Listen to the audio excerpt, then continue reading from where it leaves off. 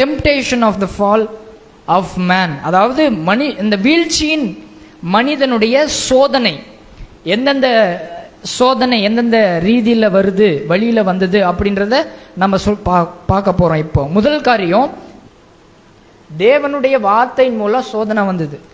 எடுத்து வாசிங்க 3வது அதிகாரம் 1 வசனம். தேவனாகிய கர்த்தர் உண்டாக்கின சகல காட்டு ஜீவன்களை பார்க்கலும் சர்ப்பமானது தந்திரமுள்ளதா இருந்தது. கடைசி வார்த்தை பாருங்க, சகல விருட்சங்களின் கனியையும் புசிக்க வேண்டாம் என்று தேவன் சொன்னது உண்டோ? கர்த்தருடைய வார்த்தையை கேள்வி கேட்டு அதன் மூலமா வந்த வீழ்ச்சி, கர்த்தருடைய வார்த்தையின் மூலமா அந்த வீழ்ச்சி வந்தது. 2வது, தேவனுடைய குணாதிசயம். தேவனுடைய குணாதிசயத்துல ஒரு கேள்வி ஏவாள் இடத்துல சாத்தான் எழுப்புறான். என்ன கேள்வி? 3வது அதிகாரம் 4வது வசனம்.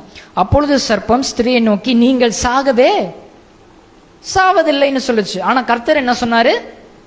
நீ சாப்பிட்டீன்னா அதை நீ செத்துருவ. இப்போ சாத்தான் என்ன சொல்ற? நீங்க சாக மாட்டீங்க அப்படின்றான். கர்த்தர் சொல்றாரு நீங்க செத்துருவீங்கன்றாரு. இப்ப சாத்தான் என்ன சொல்ல வரான்? ஆண்டவர் ஒரு பொய்யானவர், அவருடைய கேரக்டர் தப்பா இருக்கும், அவர் சொன்னது நடக்காது, அதனால நான் சொல்றேன் நீங்க சாக மாட்டீங்க. இப்போ சாத்தான் என்ன சொல்ல வரான்? கர்த்தர் பொய், நான் சொல்றது மெய். 3வதான ஒரு என்னது அப்படின்னா 1 யோவான் எடுத்துங்க. 1 யோவான் 2வது அதிகாரம் 16வது வசனம். 1 யோவான் 2:16. ஜீவனத்தின் பெருமை, மாம்சத்தின் இச்சை, கண்களின் இச்சை, இந்த 3 இச்சைகளினால ஏவாள சாத்தான் தாக்கினான். இந்த 3 இச்சை. முதலாவது என்னதுங்க? மாம்சத்தின் இச்சை. மாம்சத்தின் இச்சை என்பது என்னது? இந்த ஆதியாகமம் 3வது அதிகாரத்தில் நீங்க வாங்களே, மாம்சத்தின் இச்சை இங்க எங்க இருக்கு அப்படின்னா 6வது வசனத்துக்கு வாங்க. அப்பொழுது ஸ்திரீயானவள் அந்த விருட்சம் புசிப்புக்கு நல்லது. இதுதான் மாம்சத்தின் இச்சை. அடுத்தது என்னது? ஜீவனத்தின் பார்வைக்கு கண்களின் இச்சை. அடுத்த வார்த்தை பாருங்க, பார்வைக்கு இன்பம், இதுதான் கண்களின் இச்சை. அடுத்த ஒரு இச்சை என்னது? ஜீவனத்தின் பெருமை. தன்னுடைய உயிர்க்கான பெருமை, புத்தியை தெளிவிக்கிறது, இச்சிக்கப்படத்தக்க விருட்சமா இருக்குது. இந்த 3 இச்சைகளின் மூலமா சாத்தான் ஏவாளை அட்டாக் பண்ணான். இங்க பாருங்க, ஃபர்ஸ்ட் என்னது? வார்த்தை. தேவனுடைய வார்த்தையின் மூலம் சாத்தான் அட்டாக் பண்ணான் ஏவாளை. 2வது, கர்த்தருடைய குணாதிசயம், அவர் தப்பு, நான் சொல்றது சரி, நான் மெய்யானவன், கர்த்தர் பொய் அப்படின்னு சொல்லி நிரூபிப்பதற்காக அது அப்படி சொல்லி ஏவாளை அட்டாக் பண்ணான். 3வதா 3 இச்சைகள்.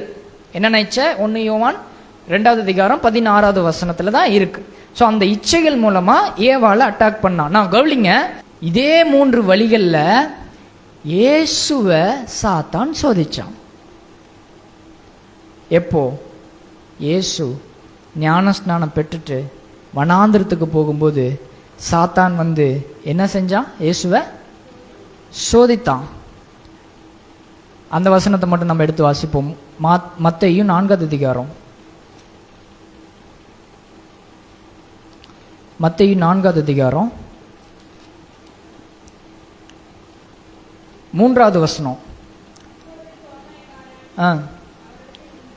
நீர் தேவனுடைய முதல் வார்த்தை என்னதுன்னா கர்த்தருடைய வார்த்தையை அட்டாக் பண்ணான்.